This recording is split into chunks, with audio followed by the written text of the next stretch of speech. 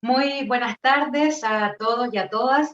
Muchas gracias por aceptar nuestra invitación a este espacio de conversación que hemos denominado Los desafíos del trabajo humano hoy. Soy Paula Ampuero, periodista del Arzobispado de Santiago. Estoy acompañada por Natalia Castro, jefa de prensa del Arzobispado, y por Abraham Madrid, director audiovisual. Saludamos también a las personas que se están conectando a través de nuestras redes sociales de la Iglesia de Santiago. Esta invitación se enmarca en la necesidad de la Iglesia de Santiago de dialogar con distintos actores de la sociedad sobre temas que afectan la vida de las personas. Una de estas temáticas, tal vez la más importante, central o trascendental para las personas, sin duda la temática del trabajo, y por eso hoy estamos aquí con exministros del Trabajo y Previsión Social. El Papa Francisco participó hace poco en una conferencia internacional del trabajo organizada, convocada por la Organización Internacional del Trabajo, OIT. De ahí entregó un mensaje en el contexto de implementar medidas para la recuperación económica. El Papa dijo textual: busquemos soluciones que nos ayuden a construir un nuevo futuro del trabajo fundado en condiciones laborales decentes y dignas, que provenga de una negociación colectiva y que promueva el bien común. En ese sentido, el trabajo es verdadera y esencialmente humano. Escuchando entonces la invitación del Papa Francisco y también la invitación que nos hace el pensamiento social de la Iglesia, toda su tradición que este año cumple 130 años, hoy como Iglesia de Santiago nos abrimos a mirar el futuro, para conocer opciones, medidas, acciones, experiencias que puedan ayudar a corregir situaciones injustas que no ponen a la persona en el centro y que afectan sus relaciones laborales y por ende también sus vidas. Ahora le doy el paso a Natalia, quien va a explicar la modalidad de este panel y va a presentar a nuestros panelistas. Gracias, Paula. Le damos la bienvenida a todos y todas quienes se están conectando a través de las plataformas de la Iglesia de Santiago y, por supuesto, a nuestros panelistas. Bienvenido entonces Osvaldo Andrade Lara, abogado y político, fue ministro del Trabajo y Previsión Social durante el primer gobierno de la presidenta Michelle Bachelet desde 2006 hasta 2008. Bienvenido también René Cortázar Sanz, doctor en Economía, fue ministro del Trabajo y Previsión Social en el gobierno de Patricio Aylwin en el periodo 1990-1994.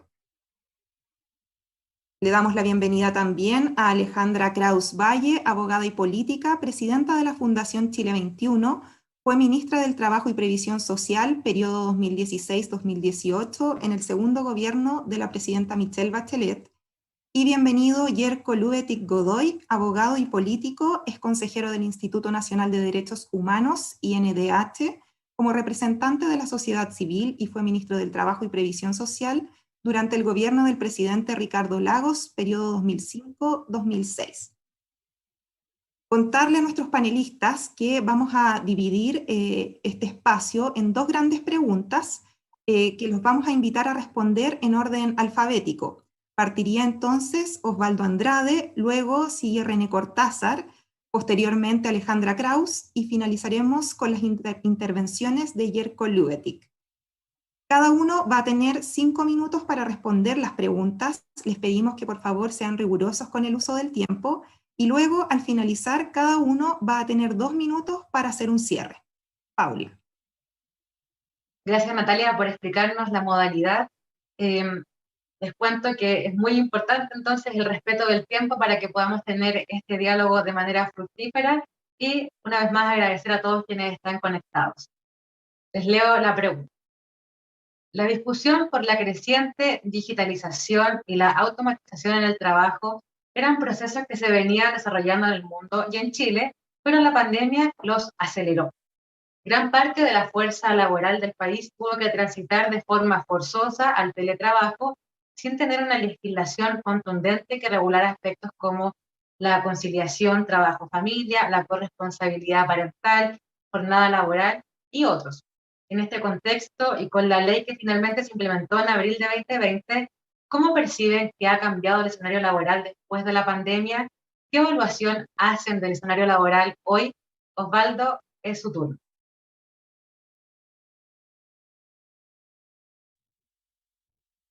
Buenas tardes y gracias por la invitación. Yo he sido he reconocido en la doctrina social de la Iglesia una fuente muy interesante de temas vinculados con el mundo del trabajo. Y en particular tengo una especial disposición de lo que fue la trayectoria de Alberto Hurtado. Y desde ese punto de vista, créanme que tengo una especial disposición a participar en este foro, reconociendo que la Iglesia es un tanto lejana para lo que es mi comportamiento político y personal. Pero creo y me siento muy convocado a esto, así que les agradezco la invitación y de modo tal y por lo mismo saludar a mis colegas. Y me llama la atención que a Cortázar no se le asigne el carácter de político, y a los otros tres no. Eso ya me puso un poquitito nervioso, pero está bien. Mire, es difícil contestar esta pregunta sin hablar de la otra pregunta, del modelo, porque están absolutamente imbricadas una cosa con la otra. Yo no creo que la pandemia haya significado un cambio rotundo en el sistema laboral, salvo las consecuencias del deterioro.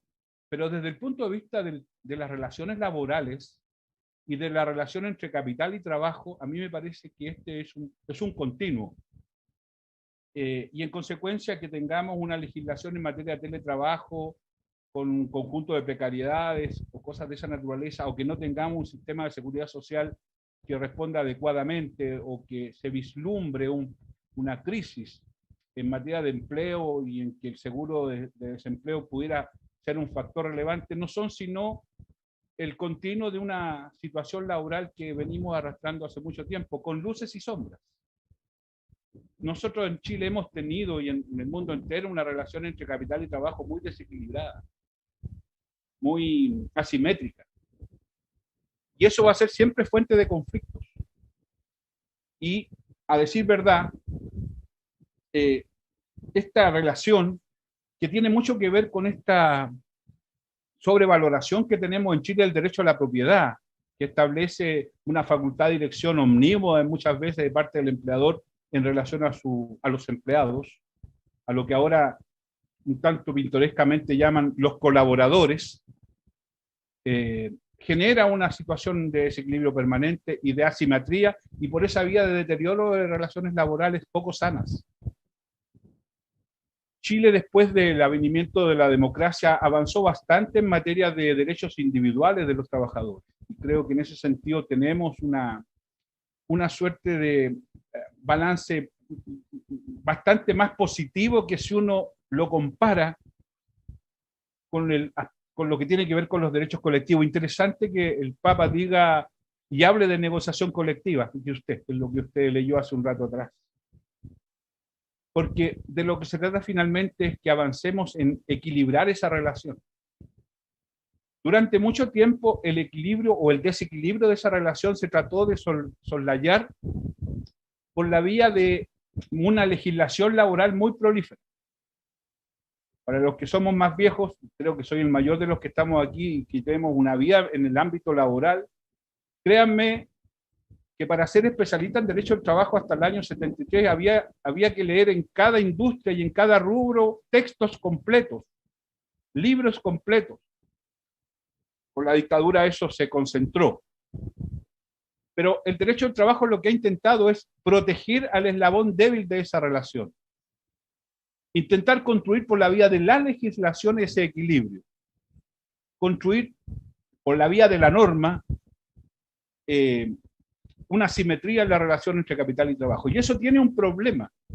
Y es que siendo evidentemente una perspectiva importante, relevante, que ha permitido evitar abusos, no todos los que uno quisiera, pero evitar abusos, genera una dificultad. Y es que hace bastante inflexible la relación laboral. La hace difícil. Yo le ruego que usted me señale con un cierre de ojos, que no lo voy a interpretar como una coquetería, cuando me llegue la hora, por favor. Eso. ¿Ah? No me empuñe la mano, porque eso me estimula a seguir hablando. Hágame una señal con el dedo nomás. Mire que la blusa que usted tiene ya me estimula. El color rojo. Entonces, mi punto es que llega un momento en que solo pensar que la legislación va a resolver estos problemas es insuficiente. Tenemos legislación, tenemos organismos administrativos que protegen, tenemos tribunales que tienen que aplicar una ley pro trabajador, pero es insuficiente y hay que pensar en una nueva etapa. Y creo que es lo que nos falta ahora a propósito de la pregunta que usted hace. Y es que el tema laboral tiene que ser esencialmente la creación en los concernientes, en aquellos que están permanentemente en la relación laboral, en aquellos que trabajan en la relación entre capital y trabajo. Eso es lo que quiero señalar. Y en consecuencia, yo creo que, si bien es cierto, la ley tiene que fijar parámetros básicos, parámetros mínimos de protección y de derechos, yo le entregaría cada vez más atribuciones, facultades, prerrogativas, posibilidades al diálogo que se genere entre los trabajadores y sus empleadores. Y para que eso tenga cierto nivel de fructífero, es necesario que los trabajadores participen en ese diálogo a través de una organización, porque individualmente van a mantener ese desequilibrio, y por eso ha sido tan relevante el concepto de la titularidad sindical. Una adecuada titularidad sindical con un mecanismo de diálogo conveniente, creo que debiera ser en adelante la fuente esencial del derecho laboral y de las relaciones laborales, sin perjuicio, le reitero, de que exista normativa que fije normas básicas. Me quedo hasta ahí porque ya me levantó el dedo. Muchas gracias, Osvaldo. Decirle a los demás que tenemos 5 minutos para responder cada uno. Ahora es el turno de René Cortázar. Tiene el micrófono silenciado. Muchas gracias. Primero, agradecer la invitación a participar en este encuentro y poder comentar este tema que es tan central, el tema del trabajo. En el pensamiento social cristiano, en el pensamiento de la Iglesia, siempre este tema ha estado efectivamente en el centro. O sea, en la encíclica sobre el trabajo humano, Mal que mal, Laborem Exercens, se decía que el trabajo era la clave de toda la cuestión social. O sea, estamos tocando el nervio de lo que es el pensamiento social de la Iglesia. Y frente a la pregunta específica se plantean dos temas. Un tema que es el de teletrabajo, que es específico, y un tema más general en la pregunta final que dice cómo ha cambiado el escenario laboral en su conjunto después de la pandemia. Yo creo que el primero es un tema específico en el sentido que afecta a un grupo de trabajadores, pero no a la mayoría. Afecta a un grupo de trabajadores en general de mayor calificación. La mayor parte de los trabajadores, especialmente de bajos ingresos, no tienen la opción de teletrabajo.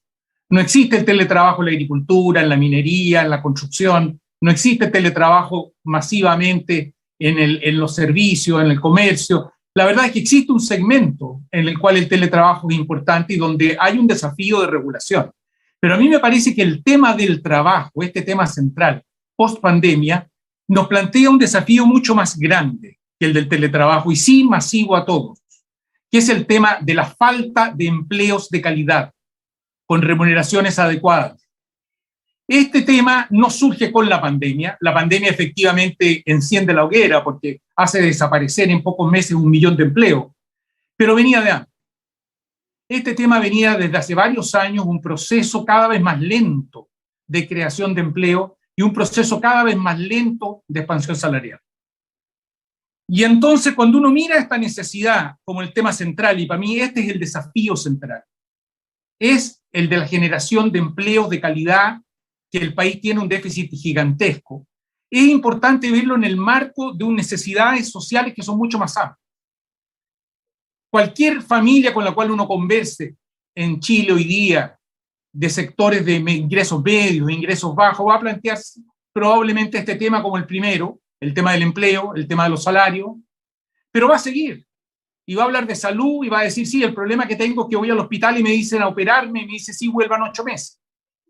Y va a plantear el tema de pensiones, con pensiones extremadamente insuficientes. Y va a plantear el tema de la delincuencia y la inseguridad que siente. Y va a plantear el tema del narcotráfico y cómo se han adueñado de muchos sectores de la sociedad y de muchos barrios y tiran sus fuegos artificiales para mostrar que están ahí y mandan. Y además no los controlan. Y en ese conjunto de necesidades tenemos que ver este desafío del trabajo que es central pero que es parte de una insatisfacción mucho más profunda, mucho más honda, que incluye estas distintas dimensiones de la vida. Lo que tienen en común estas distintas necesidades es que requieren de un volumen de recursos muy significativo para enfrentar. A no ser que uno diga, mire, voy a subir las pensiones en 20.000 pesos, o voy a bajar el subempleo en 2%. Ahí no, ahí claro que se puede hacer con recursos limitados. Pero si uno quiere enfrentar de verdad en lo que son las aspiraciones de las personas, estas necesidades, es un volumen muy grande de recursos. Cuando esto se plantea en el debate político, la respuesta habitual es, sí, no se preocupe, vamos a hacer una reforma tributaria. ¿Cuánto recauda la suya? 1%. La suya, no, la mía 5%. Y la suya, y alguien dijo por ahí 10%, después lo criticaron mucho, que era demasiado. Pero todos sabemos que si nos juntamos con una familia a escuchar este conjunto de necesidades reales insatisfechas, no es 1%, no es 5%, no es 10%, es 50%. La necesidad de recursos no es marginal, a pesar que el debate político lo tenga puesto ahí, discutiendo, comparo mi reforma tributaria con la tuya. Tienen muchas diferencias, pero tienen una cosa en común: no resuelven el problema. Y la necesidad de resolver este problema en su magnitud real pasa, por lo tanto, por la necesidad de multiplicar el ingreso del país y de las personas. Y eso se llama desarrollo. Y lo demás es sí importante, es un ajuste, pero no es la solución del problema. Digamos la verdad, las personas no quieren 5% más de pensiones, necesitan el doble. Con razón, Paulo VI decía que el desarrollo es el otro nombre de la paz.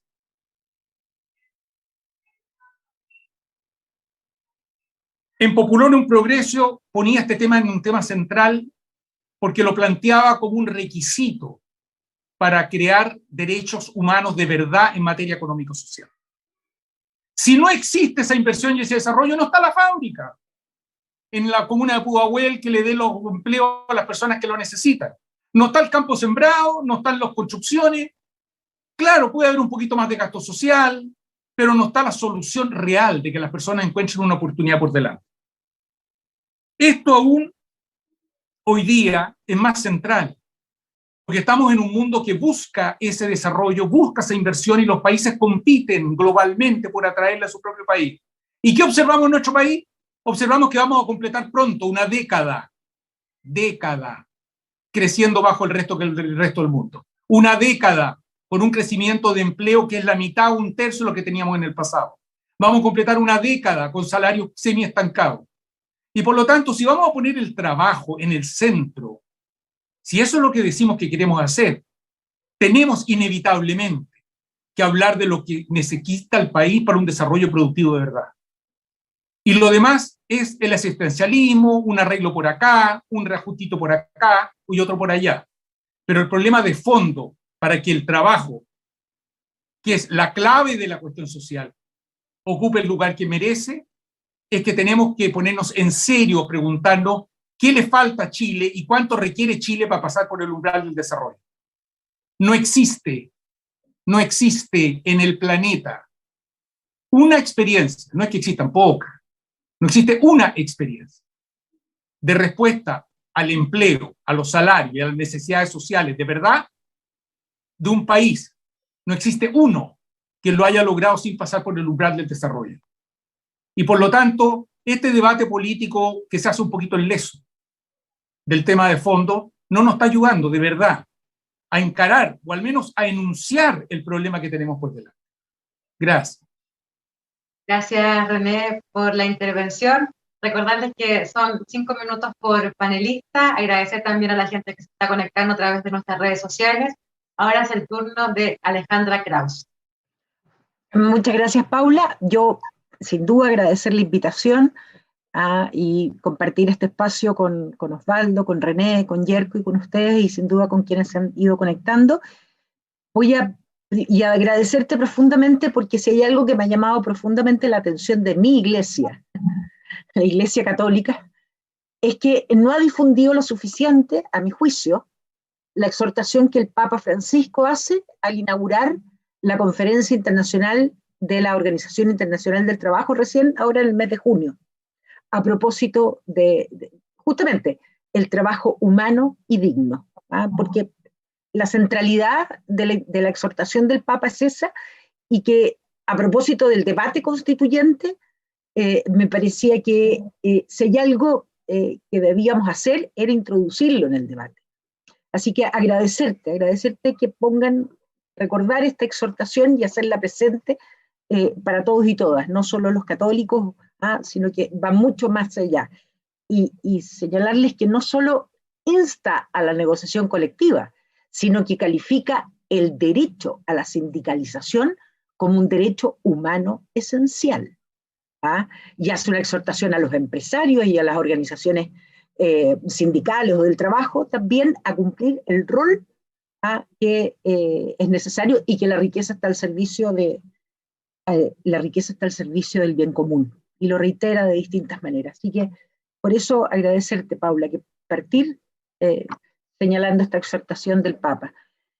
A mí me pasa con la pregunta en concreto que ustedes formulan, que nos han formulado a propósito del futuro del trabajo, que en parte, como René lo planteaba, en este país fuimos reduciendo el debate en torno al futuro del trabajo y lo fuimos asimilando solo a temas de automatización o digitalización, en circunstancias que una sociedad, un mercado laboral como el que nosotros teníamos, el futuro del trabajo tenía muchísimas otras aristas, que van, respecto al cual se fue reduciendo de alguna manera este debate y apuntándolo hacia algo que algunos querían impulsar. Eso me parece importante señalarlo. Pero a partir de la ley de teletrabajo yo soy muy crítica. La ley 21.227, ya no sé si esa es o esa es la de seguridad del empleo, pero la ley que se implementó en abril del año pasado, con la rapidez y urgencia producto de la crisis sanitaria, no respondía a lo que efectivamente iban a vivir los trabajadores de nuestro país. El proyecto de ley es presentado por el gobierno del presidente Piñera en el año 2018, y era el objeto de la ley. En consecuencia, cuando apuro su aprobación y promulgación para ser implementada y responder a realidades que los trabajadores iban a vivir y las propias empresas con ocasión de las cuarentenas, iba a tener insuficiencia. Tanta insuficiencia como que el organismo fiscalizador, la Dirección del Trabajo, ha debido ir emitiendo distintos dictámenes, distintos alcances, y además señalando, por ejemplo, que los establecimientos educacionales no se les aplica. No se les aplica. En consecuencia, esto sin duda, la fórmula como se aplicó en nuestro país, a mi juicio, tiene deficiencia y no responde a la realidad de la gran mayoría de los trabajadores de nuestro país. Como muy bien señalaba René, quienes pueden efectivamente realizar teletrabajo es un grupo muy, muy acotado de la gran mayoría de los trabajadores de nuestro país. En consecuencia, no es el futuro del trabajo el que estamos abordando o la nueva realidad del mercado del trabajo. Ha existido debilidad en la fiscalización, reconocido en el informe que emitió el Consejo Superior Laboral a propósito de cumplir un año de implementación de esta ley. Entonces creo que tiene muchísimos desafíos. Me parece que cuando abordamos el futuro del trabajo o la digitalización o la automatización, es un concepto muchísimo mayor respecto a las realidades de las funciones que los trabajadores cumplen, lo cual no significa que no la evaluemos y que no la perfeccionemos, o que efectivamente, como ocurrió en España, se dicte una ley específica respecto del trabajo remoto o a distancia. Quedo ahí. Muchas gracias, Alejandra, por esta reflexión. Es el turno ahora de Jerko. Sí, bueno, también agradezco la invitación y a la hora de las evocaciones que se han hecho, yo quiero evocar al cura Baeza, el gran cura Baeza, Alfonso Baeza, durante tantos años vicario de la Pastoral Obrera y que nos acompañó mucho a nosotros en nuestra formación como asesores sindicales, nos daba refugio y formó parte sin duda muy importante de la vida de muchos de nosotras y nosotros. Sobre la pregunta, yo voy a tratar de acotarme el tema de la pregunta. Yo creo que efectivamente el tema del cuestionamiento a nivel mundial acerca del futuro del trabajo venía de antes de la pandemia, lo que hace, como se trasunta en la pregunta, lo que hace la pandemia es agudizar esa discusión y aumentar los temores acerca de cuáles van a ser los derroteros por los que va a ir la actividad laboral en esta nueva sociedad en la que ya estamos cada vez más inserto, una sociedad altamente tecnologizada, y en donde naturalmente esos procesos tienen un impacto sin duda importante en el mundo del trabajo. Quiero precisar que no nos quedemos con la idea del impacto de las tecnologías solo con el tema del teletrabajo o el trabajo a distancia. Es una dimensión reducida. Yo creo que va a haber un tema mucho más relevante y lo estamos viendo en las calles, que son los trabajadores de plataforma, que es todo un mundo de miles de personas que se desenvuelven en un contexto extremadamente precario, donde se discute a nivel no solo nacional, sino que a nivel internacional, cómo se incrustan en esas nuevas formas de darse la actividad laboral, la actividad de sobrevivencia a las personas, desde el punto de vista más precario, en un concepto de trabajo que pueda ser capaz de representar esa realidad, canalizarla, regularla, etc. Y eso todo indica que son procesos tecnológicos que van a acelerarse, van a ser mucho más invasivos aún y por lo tanto vamos a tener una dimensión del trabajo de la que tenemos que ocuparnos con mucha seriedad, como está, insisto, ocurriendo incluso en el debate mundial. Y esta cuestión que hasta ahora ha significado básicamente como consecuencias, porque también hay que distinguir, es efectivo, como han dicho quienes me han precedido, de que hay dimensiones del teletrabajo, por ejemplo, que están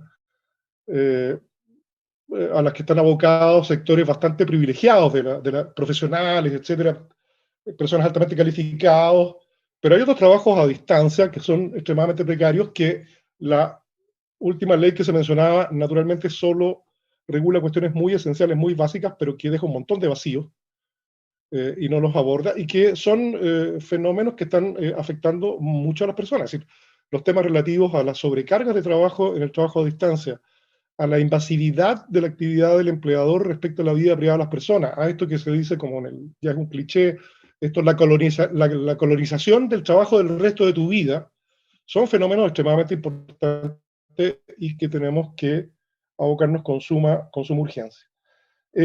Porque además plantean una crisis muy rotunda de lo que hasta ahora hemos entendido clásicamente como el derecho del trabajo o los elementos que caracterizan el trabajo como lo hemos conocido hasta ahora. Básicamente porque, diría yo, el elemento más esencial es que alejan la figura del empleador en esta relación bilateral que siempre ha caracterizado la relación laboral, la alejan, la hacen indeterminado, el caso más evidente de los trabajadores de plataforma, trabajan para una aplicación que está ubicada en otro país, respecto a la cual además se discuten no solo los temas laborales, los temas tributarios. Entonces es una realidad que se aparta completamente del trabajo como lo hemos conocido, y tenemos que tener la capacidad y la imaginación de abordar esa realidad. Ahora, para eso se requieren ciertos consensos sociales. Yo creo que algo bueno es que esto esté ocurriendo en el contexto de un país que tiene un proceso constituyente en marcha.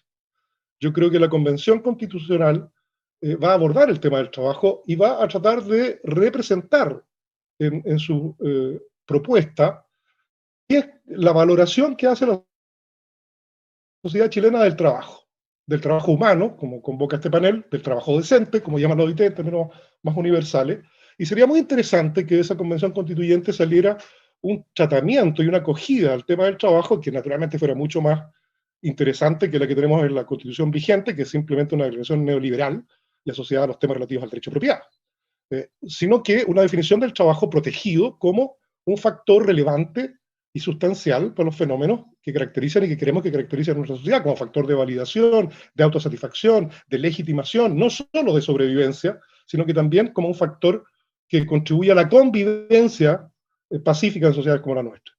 Entonces va a haber un primer nivel ahí que va a ser muy importante, porque de ahí van a emanar los conceptos sobre la base de los cuales vamos a tener que entrar en una tarea que corresponderá a las futuras leyes y regulaciones, a todo lo que es la definición y la regulación de estas nuevas formas de trabajo sin perder de vista el objetivo que es su laboralización. Es decir, no podemos tener una mirada prescindente respecto a estos fenómenos, sino más bien una mirada que los incluya en una valoración del trabajo como una actividad humana de primera importancia. Gracias. Muchas gracias, Yerko. Gracias a todos por responder esta primera pregunta. Agradecemos también a quienes se están conectando a través de nuestras redes sociales. Estamos a través de YouTube de Iglesia de Santiago y del Facebook también de Iglesia de Santiago. Ahora les voy a leer la segunda pregunta.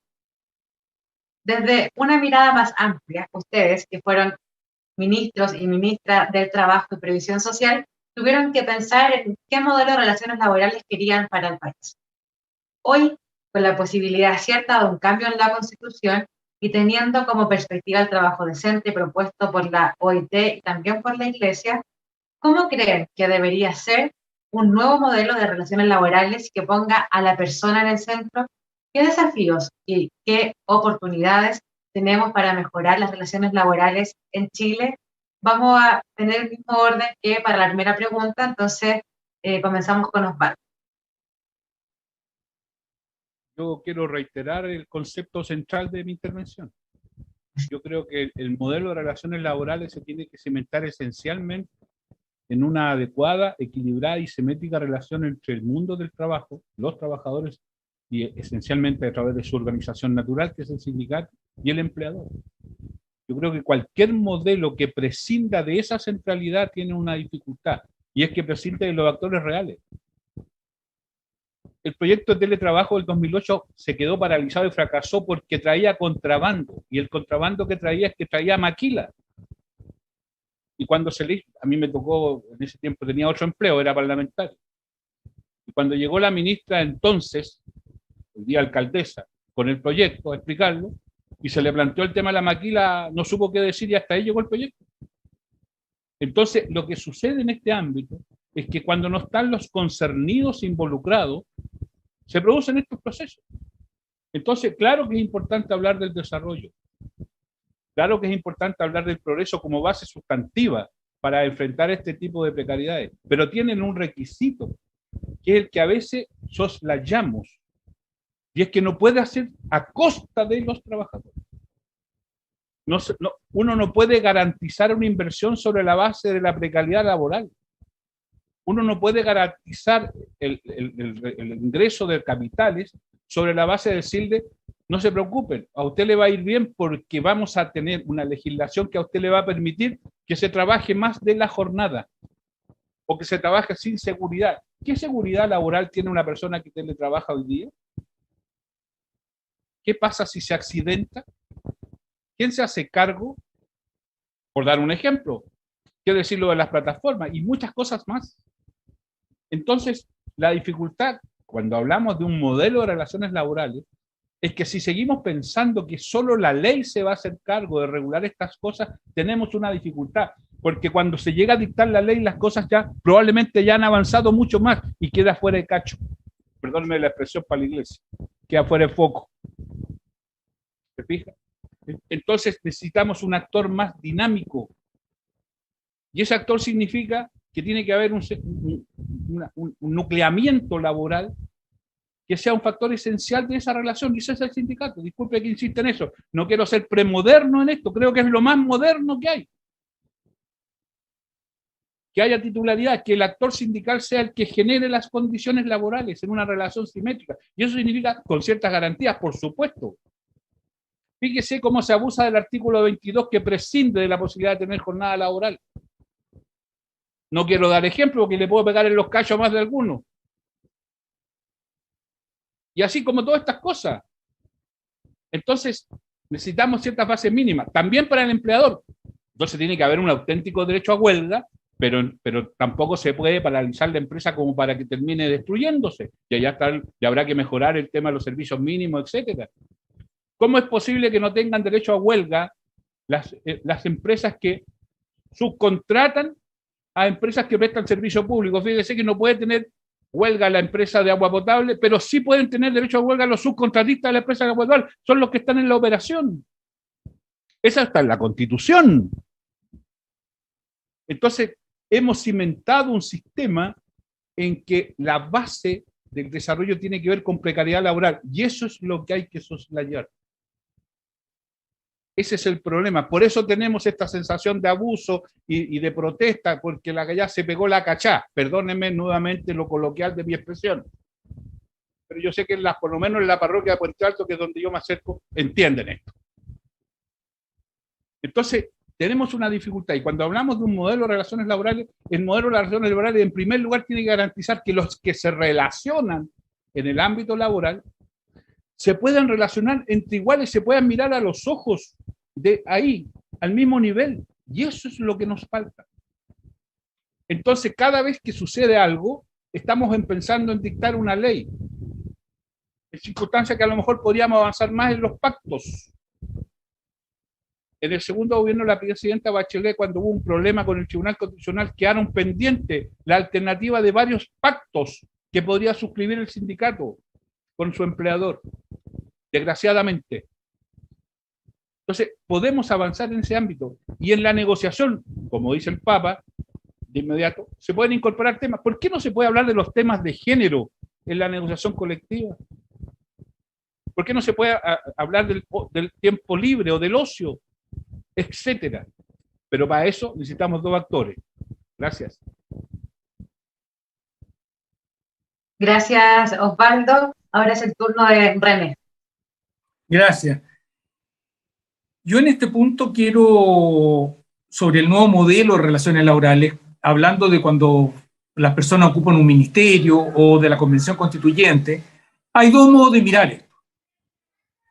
Un modo de mirarlo es que el Estado, a través del ministerio o a través de su Convención Constituyente, que esas instancias tienen que fijar las reglas del juego específicas para los trabajadores, fijar su jornada, discutir la flexibilidad laboral, encargarse de todos los aspectos de la relación laboral.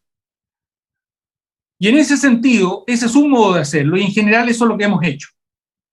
Si uno mira la historia de las regulaciones laborales en Chile, eso es básicamente lo que hemos hecho.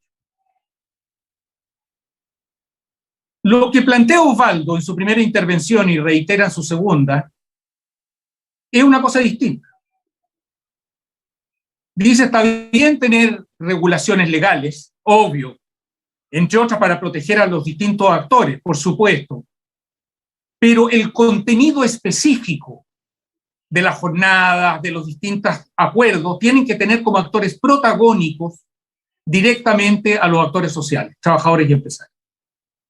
En ese sentido, uno mira la función laboral del Estado como apoyando el proceso a través del cual los actores sociales van fijando sus reglas de juego directamente, a través de negociación, asegurando el equilibrio de las partes.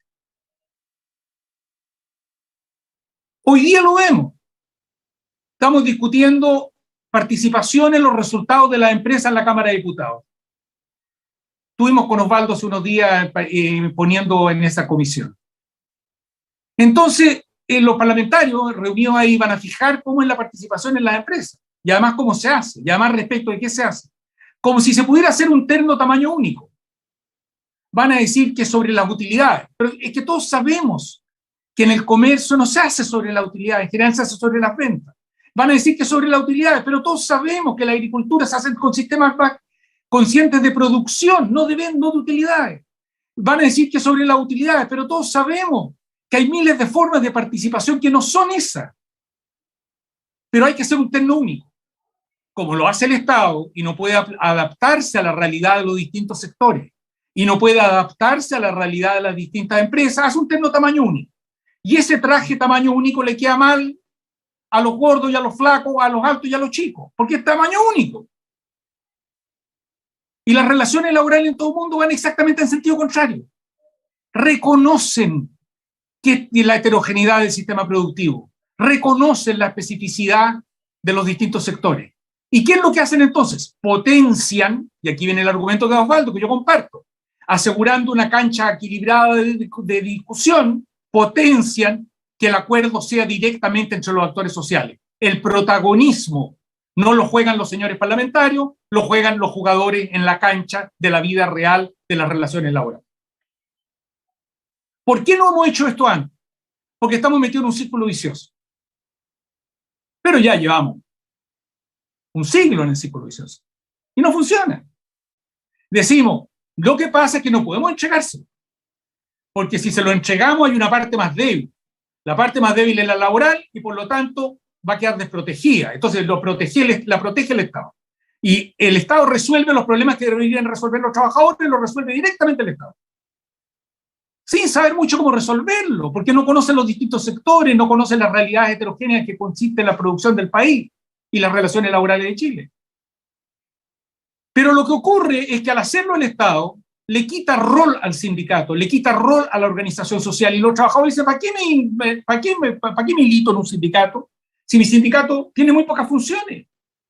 Y las que realmente me interesan, como por ejemplo la jornada, como por ejemplo la participación de utilidades, no tienen nada que ver en mi sindicato. La fija el Estado a través de sus leyes. Miremos los países que tienen buenos mecanismos de participación en resultados de las empresas. Todos lo tienen por acuerdos directos. Miremos los países a cuales nos parecemos: Perú, Ecuador y México. Ellos lo hacen por leyes. Vean cómo funciona. Entonces el desafío en este así llamado modelo de relaciones laborales, termino de inmediato, es exactamente, y yo comparto lo que plantea Osvaldo en el inicio, y que reitera en esta segunda exposición. El desafío que tenemos es cómo, dando garantías a las partes, cambiamos el sistema.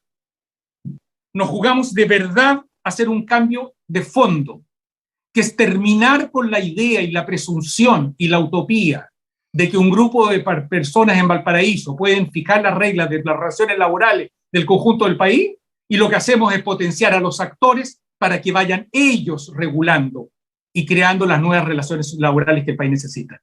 Ese es el desafío, pero eso supone romper con el enfoque que hemos seguido hasta ahora. Supone un golpe de timón de verdad. Hemos hecho un poquito más y un poquito menos, pero siempre es lo mismo. Y el resultado es una tasa de sindicalización bajísima, es una falta de interés muy grande respecto a las organizaciones sociales, y es un sistema de regulación por el Estado que no está funcionando adecuadamente. Y yo creo que aquí hay un desafío enorme, y ese es el verdadero cambio, me atrevería a decir yo, de modelo de relaciones laborales que necesitamos para Chile. Y eso hay que hablarlo en serio y enfrentarlo de una vez, porque el camino que tenemos, partamos de un diagnóstico común, no resultó. Gracias.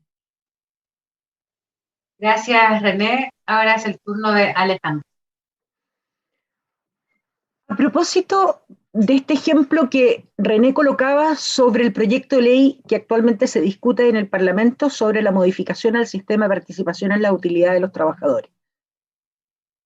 Y este ideal que sean, como lo proponen Osvaldo y René, que sean las partes interesadas que lo puedan resolver. Todos quisiéramos eso, pero no podemos eludir lo que es la historia reciente de las relaciones laborales al interior de la empresa. Y solo bastaría recordar lo que fue el proceso de debate y discusión de la reforma que planteó la presidenta Bachelet para fortalecer la negociación colectiva al interior de las empresas, donde en definitiva termina por un segmento del Parlamento en la Cuarta Cámara, el Tribunal Constitucional, ¿no es cierto?, paralizando justamente uno de los elementos esenciales, cuál era la titularidad de la negociación colectiva. En consecuencia, nosotros nos enfrentamos cada vez que hemos querido impulsar justamente en el sentido que tanto Osvaldo como René plantean: dejen que las empresas, que las partes, trabajadores y organización sindical determinen al interior de la empresa lo que pueda ocurrir respecto de esa realidad. Sin embargo, buscamos distintos elementos. Este país no le gusta la negociación colectiva. A los empleadores en general le temen a la negociación colectiva. El concepto huelga aterroriza. Ni siquiera es concebida como un derecho humano, una garantía constitucional propia de la relación laboral. Entonces, esa es la realidad cuando nosotros queremos hablar del modelo de relaciones laborales al interior de la empresa. Todos podemos concordar que la mejor manera para fortalecer las relaciones, la generación de riqueza, las relaciones al interior de la empresa, es con este diálogo fluido, de mucha confianza. Y se podría de distintas maneras, de esta instalación de consejos bipartitos para que la empresa pueda abordarlo, etc. Fíjese que a propósito de la realidad de nuestro país, que nos permite hacer los debates en profundidad y en serio, yo quiero recordar un estudio que se realizó, se aplicó, digamos, entre agosto y septiembre del año pasado, y el informe se conoció en octubre, a propósito de la brecha que los directores de las grandes empresas tenían acerca de la realidad de nuestro país. La brecha, el desconocer, el no tener conocimiento respecto de la realidad en desigualdad, en ingresos, en gastos básicos, en valor de la vivienda. Es muy impresionante creer que en nuestro país la clase media era en torno al 53% en circunstancias que es un 20%. Creer que en este país, bueno, ¿por qué lo recuerdo? Es un estudio que realizó la empresa Holster. Doy la fuente, digamos, para efectos de en que los datos son impresionantes respecto a las brechas de conocimiento de la élite de nuestro país en relación a la realidad ¿cómo se llama?, de las personas y en consecuencia de sus propios trabajadores. Que si fortaleciéramos esa relación al interior de las empresas, obviamente los procesos de negociación colectiva se verían fortalecidos. Pero no ha sido así. Paula, Osvaldo, René, Yerko, Natalia, eso no es verdad en nuestro país. Eso no es verdad. Hablamos que estamos en torno al 20% de sindicalización. ¿Qué más quisiéramos impulsar? Pero nos vamos a topar que no es el mecanismo para que las empresas efectivamente crezcan. Les quisiera recordar lo que fue el proceso de implementación, los titulares de los medios en el proceso de implementación de la reforma laboral sobre negociación colectiva que me tocó a mí, como ministra del Trabajo, digamos, liderar, donde iba, bueno, me imagino que a René, porque no eran tan distintos los conceptos que se decían en los años 90, a propósito de las reformas impulsadas por el presidente, durante el gobierno del presidente Elwin, que las reformas laborales iban a impulsar el desempleo, a las huelgas, a el quiebre, la marginalidad de los trabajadores, etc. Nada de eso fue. Fuimos responsables, fuimos serios, fuimos meticulosos. Se trabajó fuertemente con las organizaciones empresariales, con la dirección del trabajo, con las centrales sindicales, a fin de hacer un proceso fluido, de dar a conocer, y en el convencimiento que era la mejor manera de fortalecer las relaciones al interior de la empresa. En síntesis, ¿qué más quisiéramos todos? Que las realidades fueran similares a otros países para poder impulsar modificaciones legales. Sin embargo, no podemos desconocer cómo se comportan las relaciones en nuestro país. Gracias, Paula.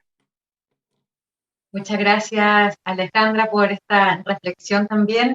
Le damos el turno a Yerko para cerrar esta ronda de preguntas. Bueno, para hacer de esto un debate, voy a hacer algunas afirmaciones entre críticas y autocríticas.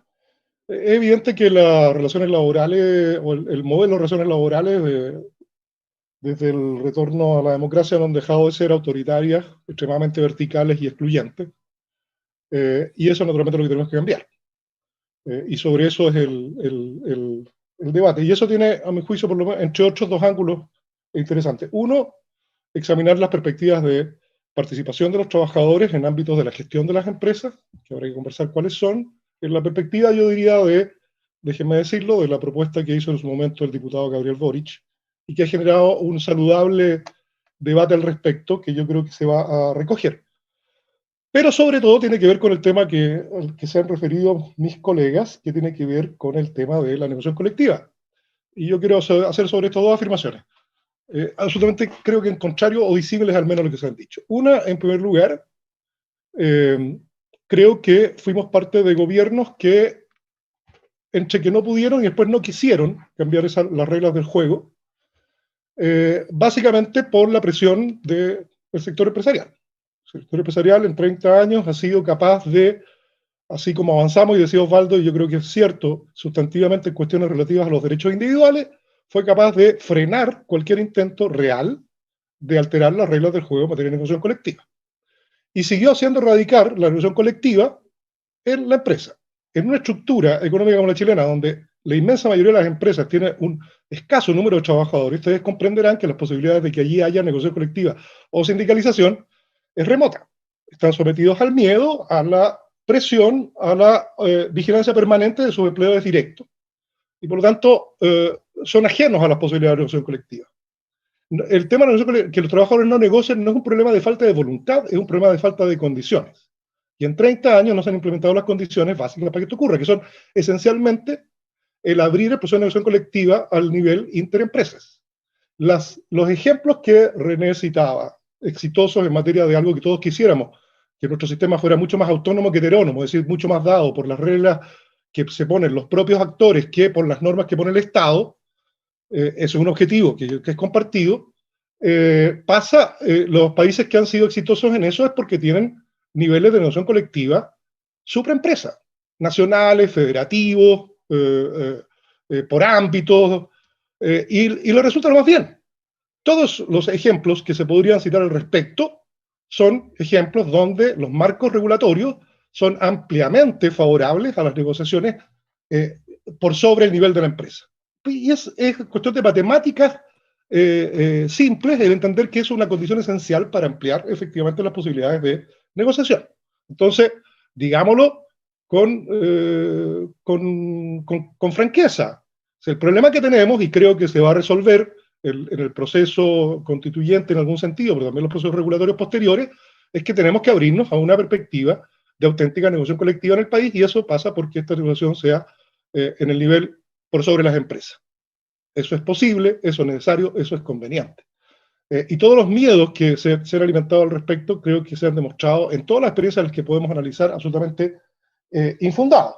Entonces, creo que ha sido la falta de voluntad política fundamentalmente la que ha impedido que eso ocurra. Y no puedo dejar de decirlo, también una percepción, lo mencionaba en su primera intervención Osvaldo, del trabajo como un factor que en relación a los proyectos de desarrollo es simplemente tiene simplemente un rol secundario y condicionado al modelo de crecimiento, de desarrollo, al modelo de crecimiento que se ha sustentado durante estos 30 años, sin hacerse cargo de que la economía tiene una responsabilidad fundamental. El tipo de economía, el tipo de proyecto de desarrollo que tenemos tiene que ver no solo con la cantidad de trabajo que se genera, sino que también con la calidad de trabajo que se genera. Los modelos basados en el crecimiento, como ha sido el nuestro, además en perspectivas extractivistas, que generan mano de obra barata,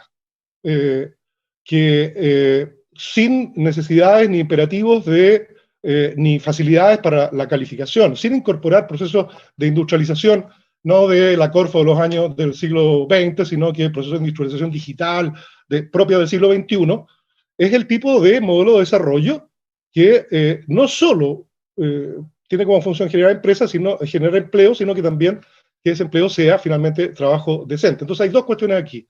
Una que no podemos eludir. Una, no vamos a tener procesos autónomos de fijación de reglas entre las partes si no hay negociación colectiva. No va a haber negociación colectiva si esta no es por sobre el nivel de la empresa y capaz de agrupar a grandes números de trabajadores. Y segundo, el modelo de desarrollo, no de crecimiento económico, es fundamental para generar una perspectiva de trabajo decente como realidad generalizada para todas las personas en el país. Gracias. Muchas gracias, Yerko. Así llegamos al final de estas dos preguntas, pero no queríamos irnos sin antes que tengan ustedes un minuto para poder cerrar esta reflexión, quizás decir algo de cuando fueron mencionados en las intervenciones de los demás. Así que les doy la palabra en el mismo orden para que podamos cerrar esta reflexión en este panel que hemos llamado Los desafíos del trabajo humano hoy. Osvaldo. Me da la impresión de que de todos los que hemos expuesto tenemos una similar convicción respecto a avanzar hacia un modelo en que las partes concernidas, trabajadores, sindicatos y empleadores puedan tener una relación más fluida, más equilibrada, que permite ir avanzando en esto. Y por cierto, lo que uno ve son más bien las naturales aprensiones de una historia, y en eso tampoco uno lo puede desconocer. Solo mencionar, porque me toca directamente, que este no es un problema de los últimos 30 años. La historia en Chile no empezó hace 30 años, empezó harto antes. Las últimas leyes relevantes en materia laboral, les recuerdo, son la ley de inamovilidad en el empleo, 16455, la mítica 16455, y la ley de sindicalización campesina, ambos dictadas en el gobierno del presidente Eduardo Frei Montalva. Yo soy socialista, no cabe ninguna duda, no tengo tanto así que llegué al colmo de presidir el Partido Socialista, y debo reconocer que durante el gobierno del presidente Allende no dictamos ninguna ley laboral tan relevante como las dos que acabo de mencionar. Así que la historia tiene mucho que ver. Así que adjudicarnos como que esto empezó hace 30 y antes no había... Antes compartíamos la prisión con los dirigentes sindicales, algunos. Entonces quería reivindicar eso porque estoy medio cansado de esta reivindicación de los 30 años como si fuera ya una cosa... Desde ahí empezó la historia. Y lo segundo que quiero señalar es que si estamos todos de acuerdo que debiéramos avanzar en esta perspectiva, tal vez el esfuerzo que debiéramos hacer, y ahí sigo a Yerko, es generar las condiciones para que eso sea posible. Y yo estoy de acuerdo que la administración en empresas ya está en la obsolescencia. Estoy de acuerdo que el tema de la titularidad sindical tiene que ser una realidad, que la ampliación de las materias de negociación tiene que ser una realidad, que la posibilidad de los pactos tiene que ser, etcétera. O sea, hay que generar las condiciones. Y la tarea, creo yo, de los que tenemos algún grado de opinión, es avanzar en eso, porque si nos quedamos solo en las aprehensiones, vamos a seguir en la misma. Y ahí no avanzamos. No es desde el temor, desde donde uno avanza en la política. Gracias. Gracias, Osvaldo. René tiene la palabra. Yo estoy de acuerdo con lo que hizo Osvaldo en el sentido de que hay aprehensiones, obvio. Alejandra ha hecho una elocuente presentación de muchas y que podemos estar muchos de acuerdo con mucho de lo que dijo. El problema es que podemos mantenernos en esa tesis de que dado que existen esas dificultades, sigamos como vamos. Pero ya llevamos mucho tiempo como vamos. Y yo no sé si el cuadro de lo que hemos llegado hasta ahora les parece satisfactorio. A mí personalmente no. Y creo de que por lo tanto hay que optar por un camino diferente. ¿Tiene riesgo? Por supuesto que tiene riesgo. Pero esto otro desgraciadamente tiene certezas. Y la certeza es que lo que estamos generando como reglas eficaces para el mundo del trabajo no están siendo una respuesta adecuada. Yerko dice aquí la solución, por lo tanto, es por área. Yo no estoy de acuerdo. Si uno mira hoy día los sistemas de negociación en el mundo, existen estructuras diversas. Existe toda la tradición europea, que es por área efectivamente, pero que también tenemos que reconocer que a pesar de ser por área, ha evolucionado crecientemente en los últimos 20 años hacia negociaciones por empresa, en prácticamente todos los países europeos. Prácticamente todos. Y hay países que tienen tradición por empresa. Y no es que no se pueda, porque esa afirmación final de Yerko cuando dice, y si mantenemos por empresa, entonces no se puede hacer esta cosa. ¿Cómo? ¿En Canadá no se puede? ¿En Japón tampoco se puede? ¿En Estados Unidos no se puede tampoco? Yo no creo eso.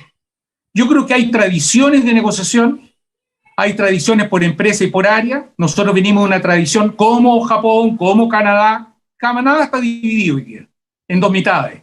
Pero como en la mitad de Canadá, como Estados Unidos, venimos de una tradición de negociación por empresa. Y lo que creo es que en cualquiera sea la reestructura de negociación que tengamos, cualquiera, de nuevo, esto no es un condicionante inamovible, cualquiera sea la estructura, uno tiene que cambiar la autonomía de los actores, a darle más fuerza que lo que tiene hoy día. Es que hay que precaverse de los abusos, por supuesto. Es que hay que dar garantía, ciertamente. Pero esa es la discusión que hay que tener.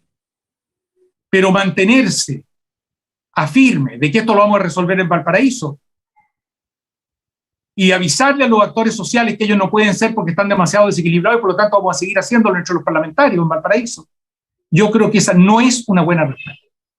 Y esa respuesta la venimos dando por demasiado tiempo. Y yo coincido con Osvaldo, no por los últimos 30 años. Ese tipo de respuesta la venimos dando por hace más de un siglo. Gracias. Gracias, René. Es el turno de Alejandra. Para precisar, René, no se trata solo de aprehensiones. Se trata, yo creo que eso es necesario, concordar en diagnóstico. ¿Cuál es nuestro piso? Porque desde ahí tú construyes. Desde ahí tú construyes. Tú hablabas, digamos, de las tradiciones de negociación en determinados países o las historias, lo que fuere. Bueno, a propósito de estas tradiciones es importante ese diagnóstico y de ahí construir ese nuevo pacto social, en que efectivamente, probablemente, el debate en la convención a propósito del derecho al trabajo, el trabajo decente y digno, probablemente va a colocar ciertos parámetros que van a ser absolutamente reestructuradores de este diálogo al interior de las empresas. Sin, de alguna manera, que estos debates, más allá de que vivimos citando ejemplos, Canadá, Noruega, Alemania, volvamos a nuestra propia realidad, con nuestras propias fortalezas, debilidades y tradiciones, como tú señalabas, René, sin duda para efectos de estándares mínimos al menos. Yo confieso que a propósito de las relaciones laborales soy una mujer tremendamente esperanzada en el debate constituyente. Fui parte del Consejo Asesor de la Central Única de Trabajadores para el tema constitucional, en que fuimos capaces de concordar distintas visiones para hacer una propuesta sobre el trabajo decente y digno. En consecuencia, creo, honestamente, que existiendo la voluntad política y, como señalaba el Papa, la búsqueda permanente del bien común de todos los actores, colocando a la persona, su familia y la vida de los trabajadores, vamos a poder efectivamente responder de mejor manera a la ciudadanía, más allá de los análisis, cifras o derechos comparados que queramos colocar sobre la mesa. Muchas gracias, Paula. Gracias, Alejandra. Ahora, para finalizar, es el turno de Jeff. Bueno, yo simplemente quiero ratificar mi convicción de que, a ver, usando la frase de René, probemos algo. Bueno, hemos probado 30 años el modelo de negociación colectiva en la empresa y no ha resultado. Los modelos exitosos son heterogéneos. Tú tienes por áreas, por rama, por federación, tienes distintas cosas que hay que probar y creo que es el camino que tenemos que emprender porque lo que está comprobado es que por empresa no resulta. Y hay razones evidentes para ello, insisto. Hay que precaver abuso. La única forma de precaver abuso es que la fuerza sindical disuada al empleador de abusar de la asimetría de poder que tiene respecto a los trabajadores. Si no, no resulta.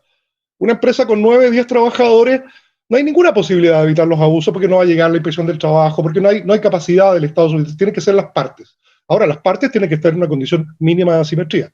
Y lo único que garantiza la asimetría, de tal manera que el proceso de negociación sea equilibrado, sea justo, es la fuerza sindical. Y la fuerza sindical tiene que ver con la capacidad de articular al movimiento sindical en torno a ejes de negociación que podrán ser en algunos casos por rama, en otros casos territoriales, en otros casos federativos. Hay una gama de posibilidades, pero son las que tenemos que explorar porque el modelo que hemos seguido hasta ahora, y en los últimos 30 años, me refiero que es un modelo muy distinto al anterior, al golpe militar, no ha resultado. Entonces, seguir pensando en que ese es un camino me parece que es inconducente. Y yo tengo la firme esperanza de que en el proceso político en el que está el país es una perspectiva que se va a abrir sin duda alguna. Y por último quisiera dejar, que hay que decirlo, creo que a propósito del futuro del trabajo y del presente también, el tema de los derechos humanos, expresado en materia laboral como los derechos fundamentales, tiene un rol fundamental. Yo creo que una de las cosas exitosas que ha habido en los últimos años ha sido el procedimiento de tutela, el reconocimiento de que los trabajadores tienen derecho más allá de su condición de trabajador en cuanto a ciudadanos como personas, y esos derechos deben ser protegidos a través del procedimiento de tutela. Ha sido una experiencia con algunos problemas, pero esencialmente exitosa.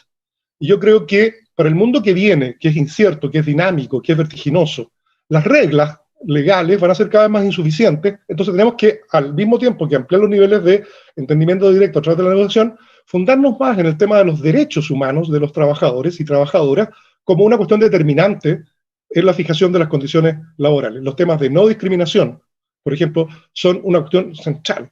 El modo en que esto está pegando en el empleo femenino y a la brecha salarial, a la brecha de género, y otras cuestiones relativas a formas básicas de discriminación, es un tema que se está incrementando. Y tenemos que combatir aquello, luchar contra aquello, y creo que el fundamento central sobre el cual hay que hacerlo es el de ampliar y fortalecer el concepto y la aplicabilidad de los derechos fundamentales de trabajadores y trabajadoras. Es decir, la comprensión práctica, acompañada de mecanismos efectivos de tutela, de que los trabajadores y trabajadoras son personas y que tienen derechos, no solo laborales, sino que derechos en su condición de personas y ciudadanos, y que esos derechos no quedan en la puerta por el lado de afuera de la empresa.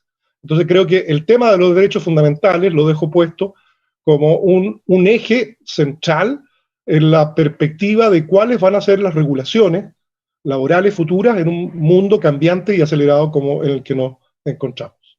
Eso, gracias.